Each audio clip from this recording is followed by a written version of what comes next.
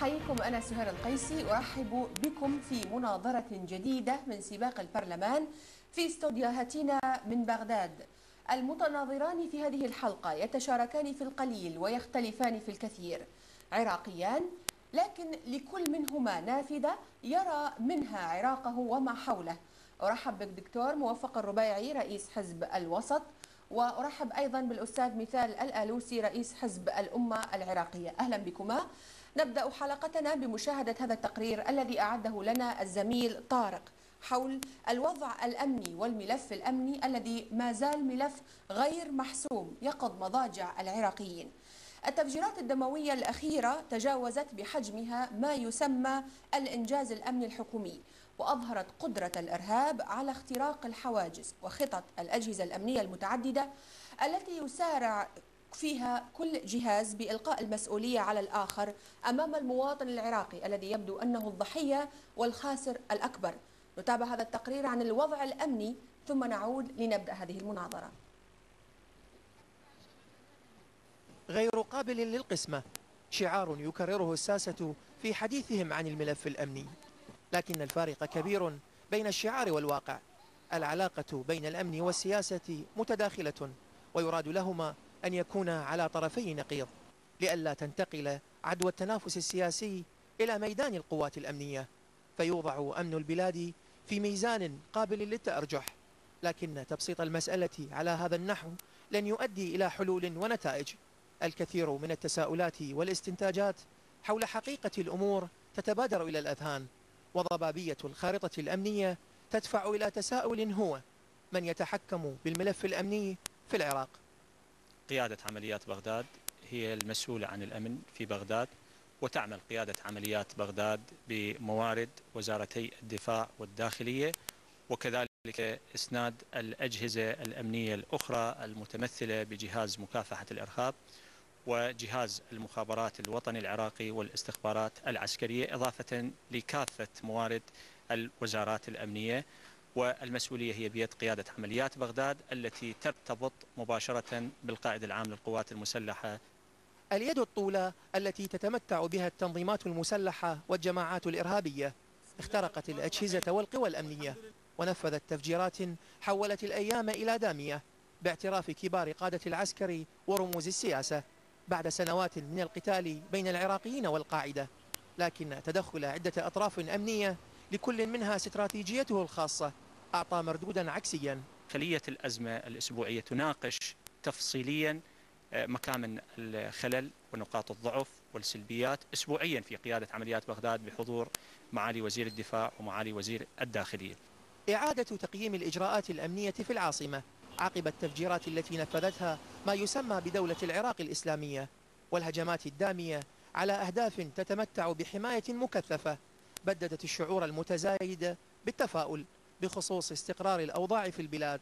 وفي مواجهة التصعيد لم يجد القادة الأمنيون بدا من تجديد الإجراءات السابقة، الأمر الذي أدى إلى تذمر البغداديين. تصير حالات بالسيطرة، يعني تشوف تجي انت تعبان نص ساعة زمان واقف بالسيطرة على ما تصل الجندي، تشوفه مزاجه مو مرتاح. هو الجندي شوف لو قال لك روح كل شيء استهزاء، روح لو وقف بالتفتيش يلع قلبك ساعة الله. مثل ما دا يفتش لازم تراعيه. ليش؟ لأن هو من واقف، هو دا يحافظ على أمن البلد وأمن المواطن، فأنت ما تقدر شو تسوي. السيطرات إذا تكون تندرس بشكل أكثر، يعني ناس أصحاب اختصاص من خلال التجارب يحسنون وضع السيطرات هذه وتركيز شوية هيكون مضبوط، ذاك الوقت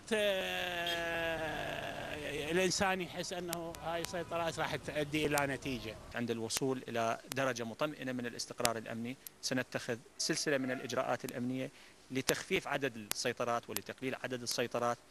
الملف الأمني مسؤولية مشتركة، والحديث عن الخرق الأمني وحتى على مستويات كبار القادة يعيد إلى الواجهة تلك الاستثناءات التي أعطيت لكبار الضباط البعثيين، خصوصا مع اقتراب موعد الانتخابات.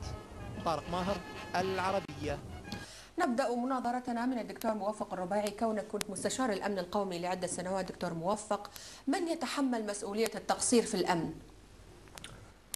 بسم الله الرحمن الرحيم. أعتقد أنه لو رجعنا إلى 5 سنوات ماضية في بداية قبل هذه الحكومة، بداية الحكومة السابقة، كان لم يكن لدينا إلا فوج واحد بالجيش العراقي، ولم توجد لدينا شرطة اتحادية ولا أجهزة أمنية ولا أجهزة استخبارية ولا مخابرات ولا أي شيء حقيقة.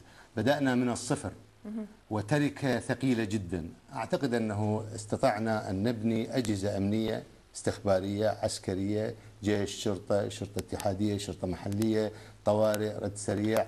نعم. هذه الأجهزة أعتقد عملت على تحسين الوضع الأمني بنسبة 90%. شلون تترجم العودة الأخيرة للتفجيرات الثلاثاء الدامي والأربعاء وإلى آخره؟ يعني لو رجعنا إلى صيف 2006 و2007 قبل 3 سنين أو سنتين، لرأينا أنه في بغداد فقط يعني يوميا تقريبا 5 إلى 6 مفخخات، حزامين ناسفين. المحافظات الغربية ال4 كانت مسيطرة عليها القاعدة، المحافظات ال9 الجنوبية مسيطرة عليها الميليشيات. بغداد مقسمة بين السيطرة على الميليشيات جانبها الأيمن وجانبها الأيسر مسيطرة على القاعدة. الآن ماكو هذا، الآن الوضع تماما اختلف. الآن طيب.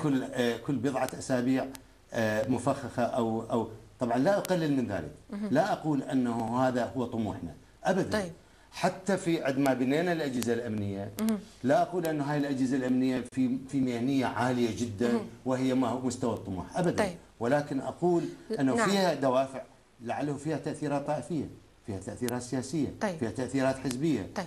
إذا سيد مثال، إذا كانت الأجهزة الأمنية في حالة تطور، وفعلا تقريبا أعدادهم فاقت 1,000,000 بحسب آخر إحصاءات، وهو بالنسبة لعدد مواطني العراق رقم قياسي، من يتحمل إذا مسؤولية التقصير والتفجيرات الأخيرة حتى وإن كان سبقها شوية تحسن أمني؟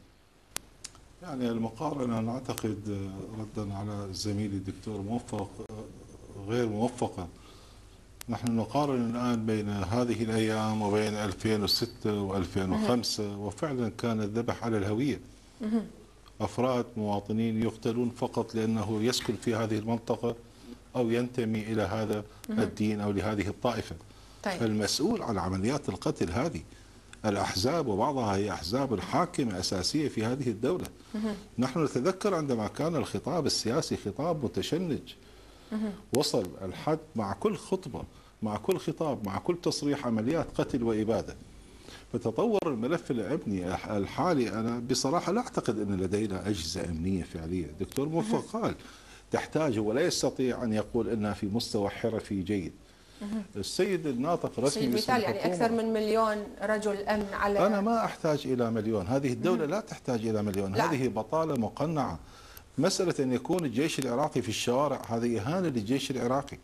احنا لسنا بحاجة إلى هذه السيطرات الكثيرة، احنا بحاجة إلى إرادة سياسية تتخذ قرار عمليات وقائية، سواء كانت استطلاعية تحليلية أو حتى ميدانية. إذا احنا بحاجة إلى تفعيل الأجهزة الأمنية، ولحد هذه اللحظة لا توجد إرادة سياسية في الدولة العراقية وليس فقط في الحكومة. طيب. لإيجاد أجهزة أمنية فعلية تقوم بدورها، لأن هناك خشية كثيرة من بعض الارتباطات الإقليمية لبعض الساسة التي أنا لا أرى فيها هذا البعد الكبير. إذا هل يشترك السياسي والإرهابي بمسؤولية عن فقدان الأمن؟ لا شك أن جذر مشكلة العنف والسلاح في العراق هو جذر سياسي.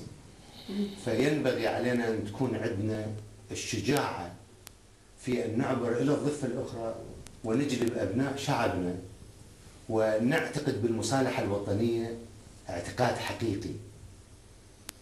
إذا كان جذر المشكلة هو سياسي، يجب صحيح الإجراءات الأمنية الصارمة مطلوبة، صحيح بناء القوات المسلحة والأمنية والاستخبارية والمخابراتية مهمة جدا، بناء على يعني مهنية عالية جدا وخالية من التأثير الطائفي والسياسي. إذا كان السياسي يشترك مع الإرهابي، أنتم سياسيون جزء من العملية السياسية، إذا تتهم نفسك. لا، هناك فرق كبير جدا بين من يرفع السلاح بين من يحرض في البرلمان أو خارج البرلمان يحرض على استخدام العنف ضد النظام النيابي الدستوري اللي هو راضي بالشعب العراقي وهو جاي الشعب العراقي، وبين أنه من يريد يبني دولة مؤسسات. هناك فرق